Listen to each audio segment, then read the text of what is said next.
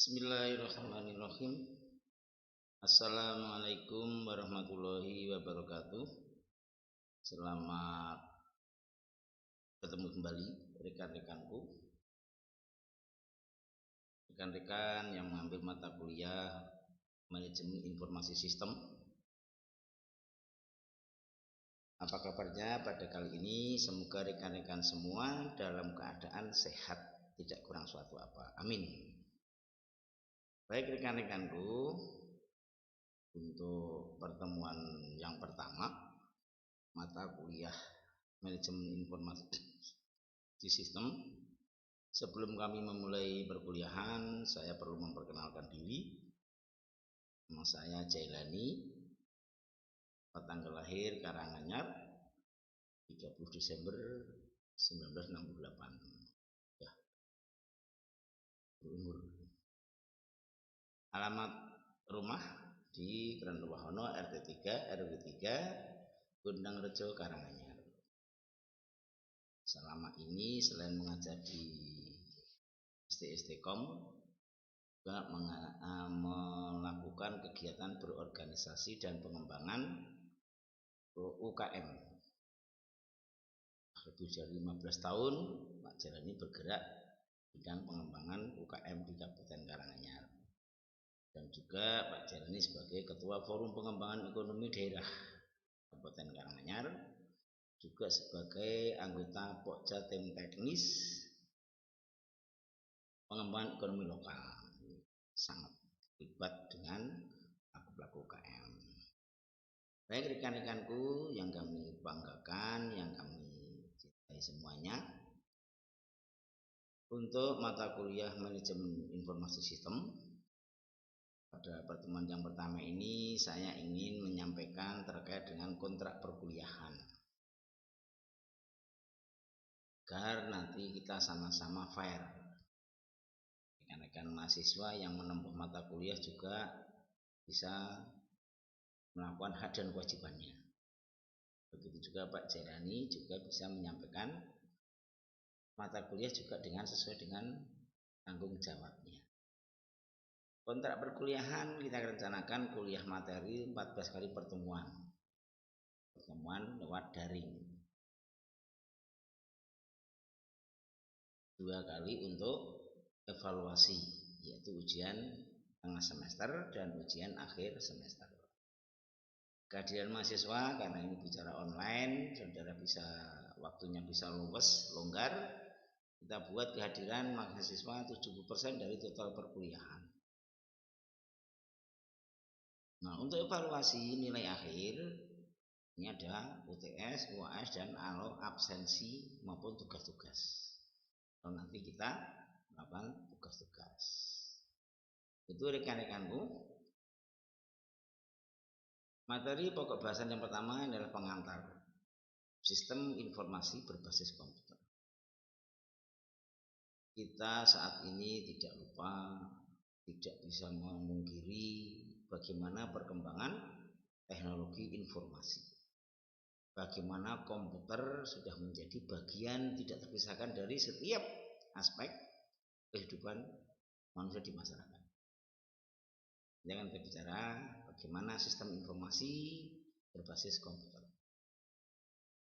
Tujuan pembelajaran materi ini adalah yang pertama, mahasiswa mampu mengerti tentang jenis-jenis informasi.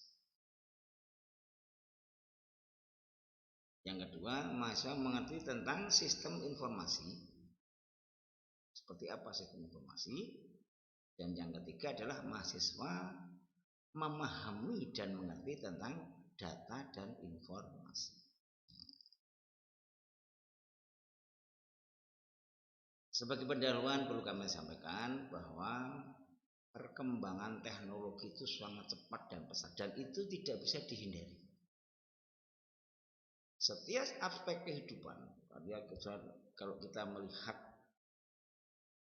dalam setiap kegiatan momen, apakah di forum hajatan, apakah di forum rapat-rapat resmi, apakah di forum kegiatan sosial keagamaan, semua orang pegang yang namanya HP. Terkait dengan kebutuhan untuk informasi. Nah, dalam persoalan perusahaan dalam bisnis maupun organisasi, informasi ini menjadi sumber daya yang sangat penting, sama seperti sumber daya yang lain. Nah, bagaimana informasi dikelola dengan baik, bagaimana informasi yang sesuai dengan yang kita butuhkan, bagaimana informasi yang membangun untuk kebaikan. Misalnya perusahaan bisnis, informasi-informasi dalam dunia bisnis adalah informasi yang kaitan dengan bisnis. Mungkin ada juga informasi dengan sosial politik karena terkait dengan kondisi kita, situasi. Tetapi kalau dunia bisnis informasinya tidak ada relevansinya dengan bisnis, berarti informasi yang harus ditinggalkan. Nah, dinamika pembaharuan perubahan yang ada di masyarakat ini akan cepat sekali perubahannya. Kalau tidak diantisipasi dengan baik, akan menimbulkan ekses yang negatif bagi organisasi. Contoh budaya sosial di masyarakat. Apa jadinya kondisi kalau distorsi informasi selalu seperti itu? Hampir setiap saat kita disodori oleh informasi yang bermacam-macam.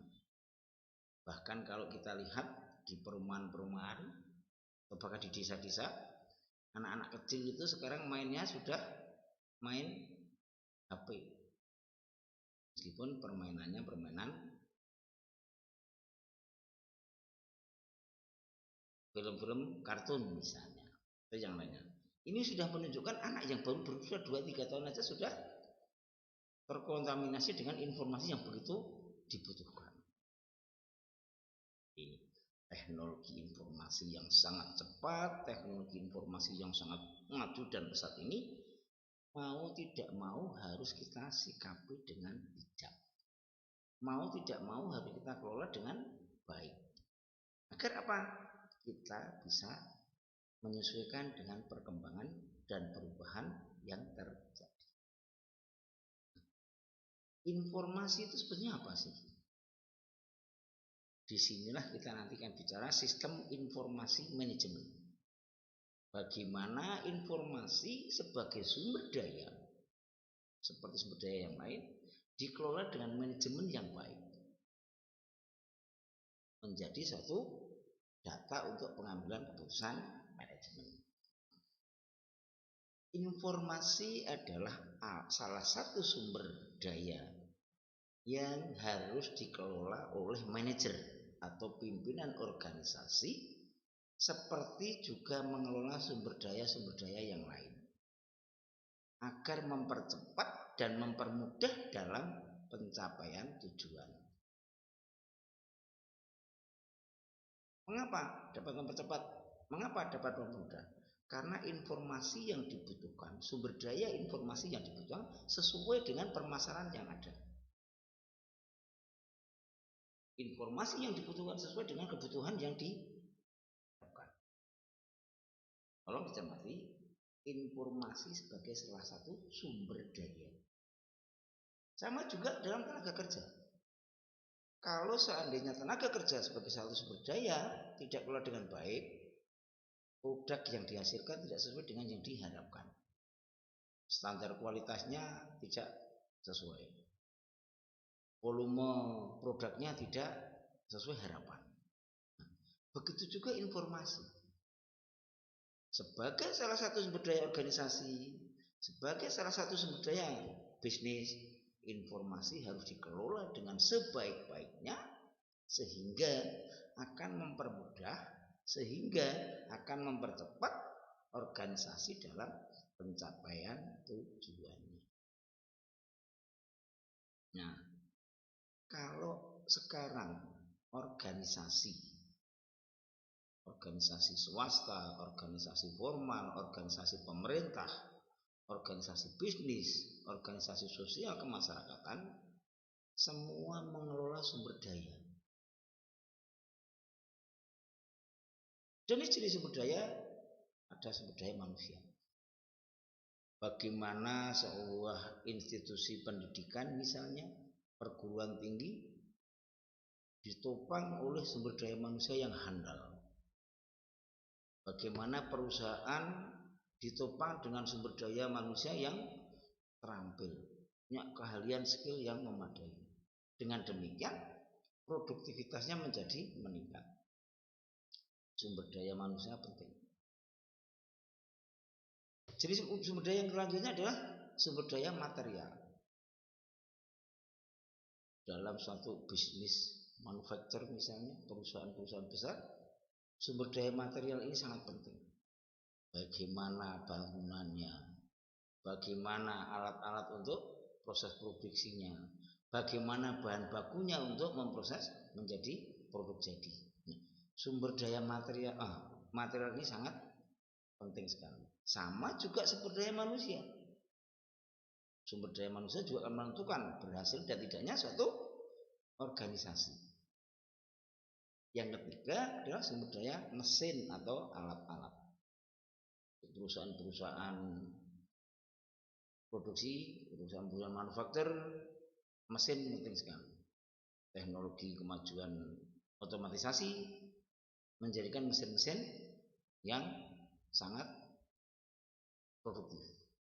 Kalau produktivitas dengan mesin yang bagus, produktivitasnya menjadi hebat, kualitasnya menjadi bagus, volume produksinya bisa menjadi lebih cepat dan banyak. Kemudian sumber daya modal. Bisa dibayangkan ketika organisasi bisnis peluang besar tetapi tidak ada modal yang tersedia.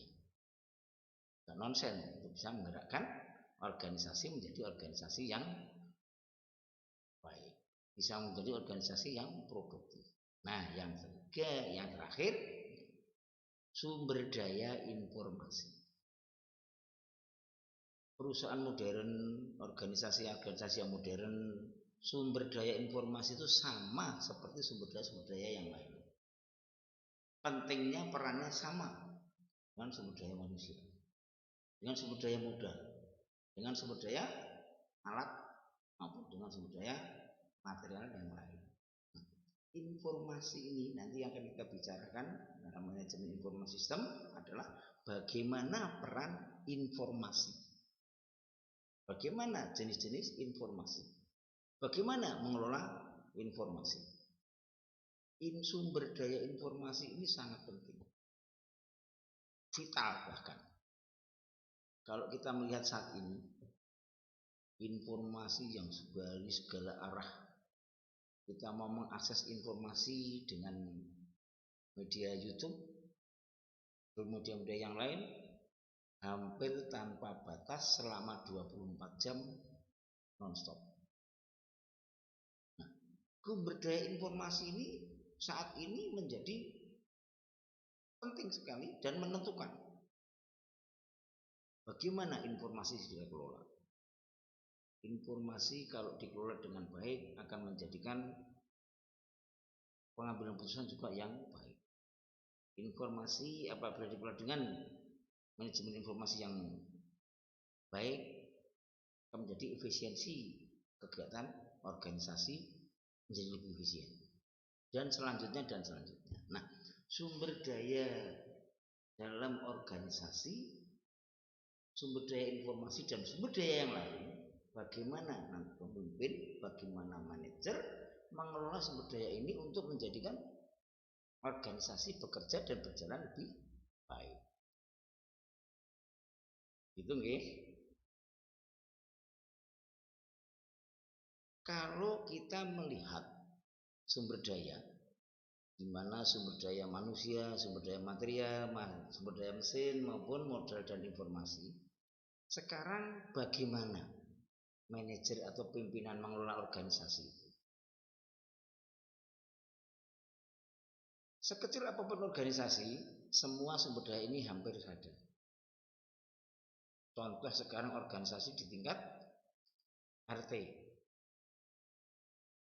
hampir semua sumber daya ini ada, meskipun tidak profitable, tidak berorientasi pada laba. Tugas dari manajer atau pimpinan organisasi adalah mengelola sumber daya yang ada agar dapat digunakan secara maksimal guna pencapaian tujuan. Bagaimana sumber daya yang ada ini dikelola. Memang tugas manajer seperti itu. Guna pencapaian tujuan.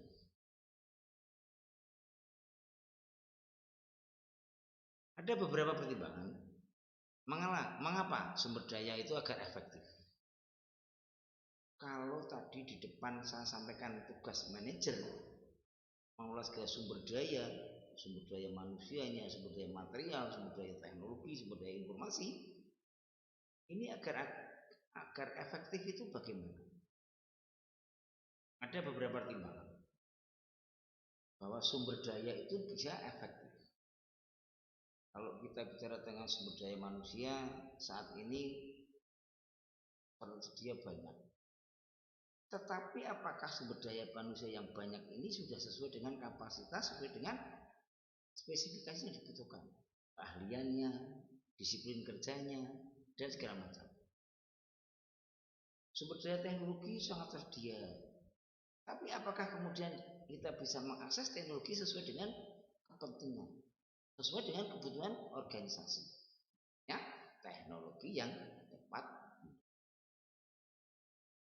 Beberapa pertimbangan mengapa mengelola sumber daya agar efektif dan efisien. Yang pertama, kenapa harus dikelola dengan efektif? Pertimbangan yang pertama adalah organisasi sekarang ini sangat kompleks dan selalu meningkat. Kalau kita mengacu kepada sumber daya yang ada, di mana sumber daya manusia dan sampai pada sumber daya informasi, semua ini sudah sangat kompleks.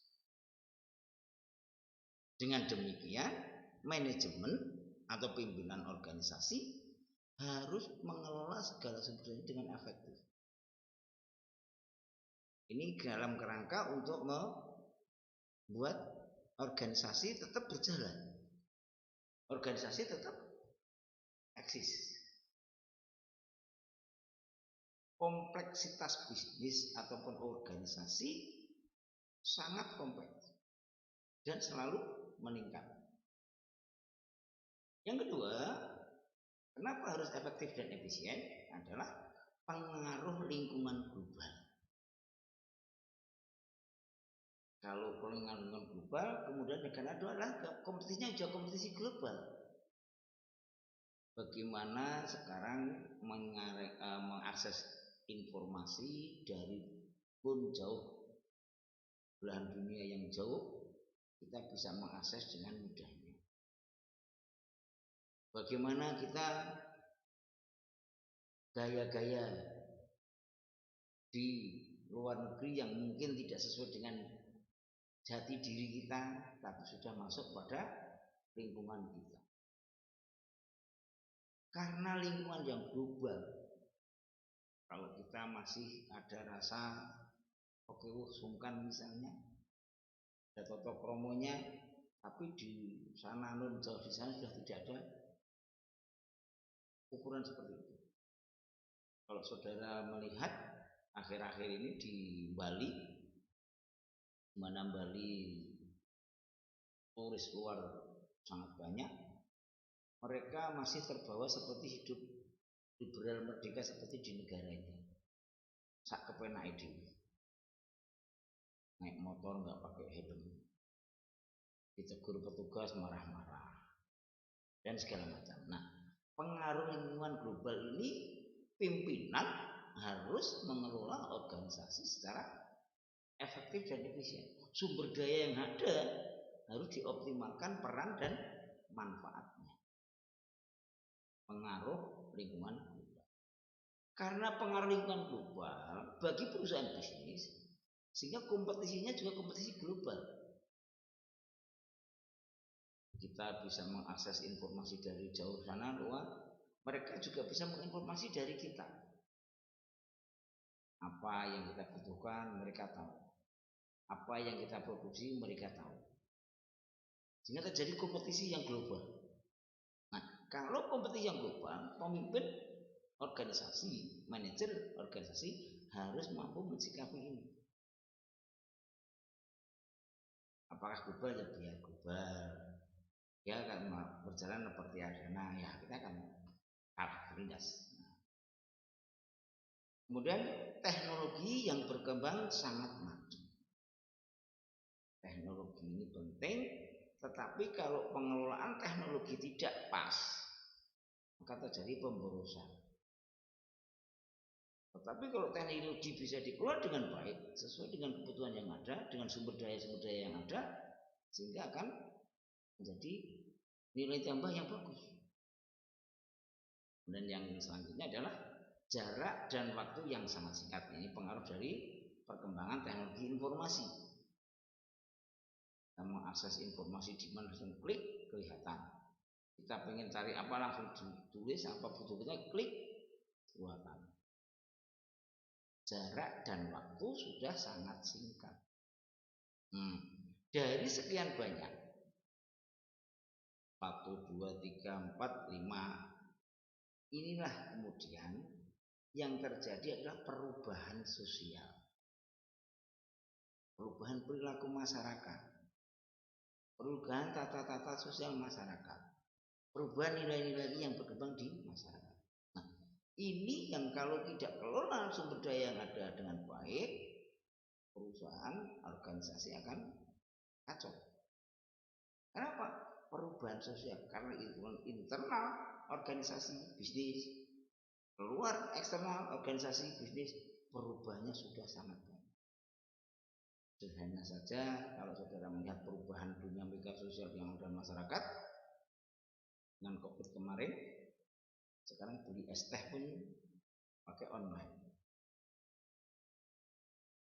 Ini akan mempengaruhi dinamika yang lain. Akhirnya orang jadi perilakunya jadi malas-malasan. Akhirnya orang perilakunya menjadi big boss. Apa-apa minta dilayani. Ini akan perubahan sosial yang ada. Itu beberapa pertimbangan kenapa manajer atau pimpinan harus mengelola sumber daya secara efektif.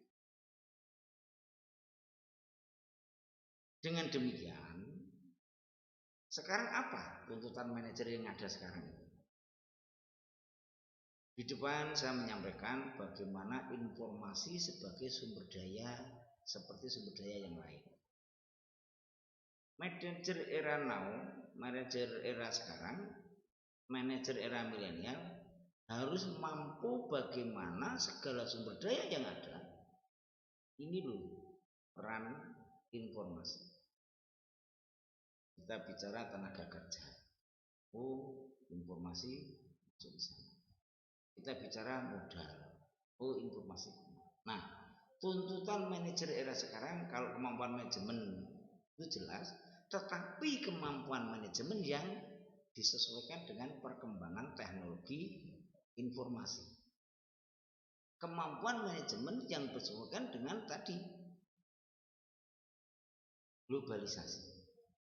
Kemampuan manajemen yang disesuaikan dengan pertumbuhan perubahan sosial. Kemampuan manajemen 10 tahun yang lalu dengan kemampuan manajemen saat ini sudah beda. Karena apa? Tantangannya berbeda. Hambatannya berbeda. Kemudian kemampuan komputer. Nah, sekarang era komputer. Nih, yang ketiga ini. Memahami informasi sebagai sumber daya. Kalau sudah memahami sumber informasi sebagai sumber daya, sehingga manajer akan berorientasi lain dengan yang dulu. Dalam melakukan perencanaan jangka pendek, dalam melakukan perencanaan jangka menengah, maupun dalam melakukan perencanaan jangka panjang, bagaimana informasinya akan berkembang. Nah, manajer era sekarang yang membedakan dengan manajemen dulu melihat informasi ini sudah merubah informasi sudah mempengaruhi perilaku sosial masyarakat. Ini yang punya komplikasi yang sangat luas, punya implikasi yang besar. Informasi sebagai sumber daya, dan sebagai sumber daya informasi implikasinya sangat, baik itu sosial, baik itu kultural dan segala macam. Nah, yang selanjutnya tuntutan manajemen adalah memahami kerja secara sistematis. Kerja tidak bisa dilakukan dengan sendirian, apalagi kalau sudah bicara informasi sebagai sumber daya. Bagaimana saling terkait, bagaimana kerja tim itu bisa dibangun. Keberhasilan adalah keberhasilan bersama, sistemik, tidak bisa parsial, sendiri-sendiri.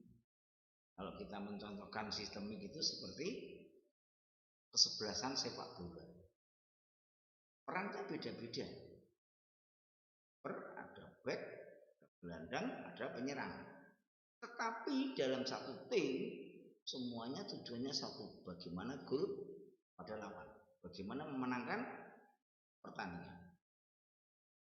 Ketika dalam perjalanan pertandingannya semuanya berjibaku, semuanya berjuang untuk mencapai tujuan tim, yaitu kemenangan tim terhadap lawan.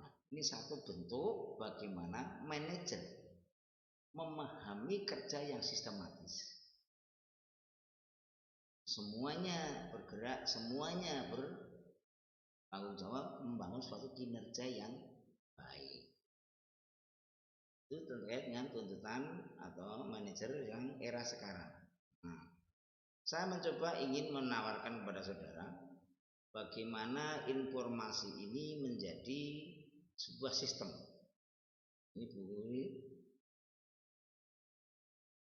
Kalau kita bicara sistem informasi dalam satu kegiatan manajemen informasi, kita ingin bagaimana informasi itu menjadi output untuk pengambilan keputusan manajemen,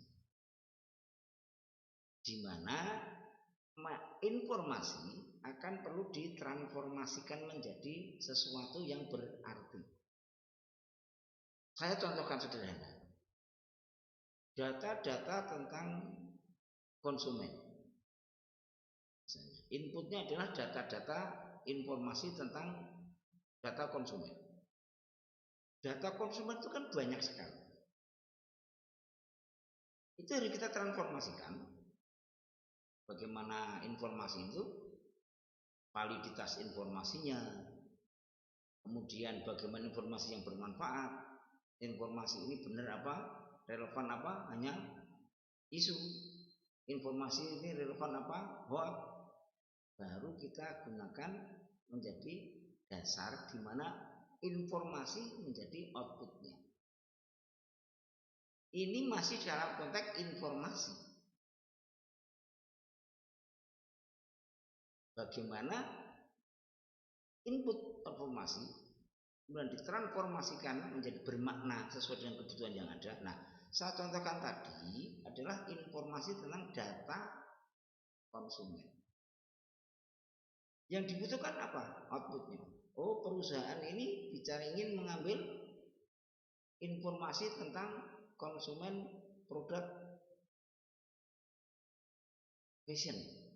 Berarti ini datanya yang dipakai adalah data informasi tentang konsumen produk fashion. Kalau yang dibutuhkan output informasi adalah data tentang produk fashion, kok data yang dipakai adalah informasi tentang pemakaian ataupun mungkin tentang konsumsi kosmetik, kan nggak nyambung. Meskipun informasinya mendekati benar, mendekati sama, maaf, sama juga. Misalnya kita mau membuat informasi tentang kompetitor atau pesaing. Inputnya adalah pesaing dengan segala macam pesaing. Sementara produk kita adalah produk sport, olahraga. Nah, pesaing yang ada banyak di sini harus dispesifikasikan, dispesialisasikan kepada informasi yang kita butuhkan. Oh, kalau sport berarti ini berkaitan dengan kompetitor, berkaitan dengan kaos. Kompetitor terkait dengan mungkin sepatu olahraga.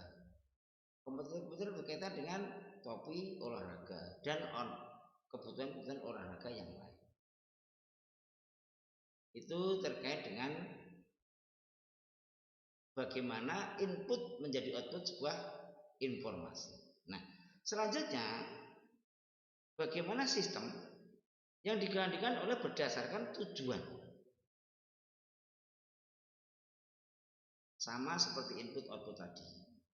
Saya mencontohkan tadi, ini kan hanya informasi dari input kita kelola menjadi output. Output informasi sudah barang jadi kita kelola, kita masukkan menjadi data untuk pengambilan keputusan manajemen. Nah, kalau untuk yang tujuan utama ini ditetapkan dulu. Ini sama, input kepada output. Tetapi karena berkaitan dengan tujuan, transformasi ini akan menjadi lebih luas, di mana ada mekanisme pengendalian informasi. Sama-sama perusahaan tekstil, apakah tujuan pengembangan produk atau tujuannya untuk perluasan pasar beda. Sama-sama perusahaan tekstil, tujuannya untuk mengembangkan produk atau tujuannya untuk mengembangkan pasar akan beda. Sehingga output dan input dalam informasi, transformasinya harus dikendalikan dengan mekanisme pengendalian yang ada. Karena apa? Tujuannya lebih spesifik. Kalau dalam mekanisme pengendalian, misalnya monitoring dan evaluasinya, tujuan ini yang akan menentukan arah kemana monitoring dan evaluasi. Tujuan inilah yang akan men-screening bagaimana mekanisme pengendalian. Informasi sangat banyak, input sangat banyak. Output tidak dengan sendirinya harus menjadi produk jadi. Data informasi yang siap diambil untuk mengambil keputusan. Tetapi harus ditransformasi, dan transformasi pun harus ada pengendalian, mekanisme pengendalian yang ditetapkan. Karena apa? Tujuannya. Perusahaannya satu, perusahaan tekstil. Tapi apakah tujuannya pengembangan produk? Apakah tujuannya pengembangan pasar? Ini sudah beda informasi yang dibutuhkan. Ini terkait dengan validitas informasi. Dari sini saudara bisa membuat gambaran pentingnya informasi dalam suatu kegiatan bisnis. Ya. Baik rekan-rekanku, untuk bahan yang pertama, pertemuan yang pertama ini saya perlu menyampaikan terkait dengan rencana pembelajaran, rencana perkuliahan yang nanti akan kita lakukan selama 1 semester untuk mata kuliah manajemen informasi sistem. Ini ada rencana pertemuan 1, 2, 3, 4 sampai ke 14. Kemudian kita nanti akan ada rencana evaluasi, yaitu untuk evaluasi ujian tengah semester dan ujian akhir semester. Jadi kita rencanakan untuk pertemuan tatap maya, kuliah online untuk mata kuliah manajemen informasi sistem, kita akan rencanakan menggunakan 16 kali dengan 14 kali pembahasan materi dan 2 kali untuk evaluasi, yaitu ujian tengah semester dan ujian akhir semester. Demikian rekan-rekan yang kami cintai, yang kami banggakan semuanya, perkuliahan untuk pertemuan yang pertama kami akhiri dengan kami ucapkan terima kasih atas segala komitmen dan kebersamaan dari rekan-rekan semuanya. Tidak lupa kami menyampaikan mohon maaf apabila dalam penyampaian kami banyak kekurangan, banyak kesalahan. Kami akhiri. Assalamualaikum warahmatullahi wabarakatuh. Terima kasih.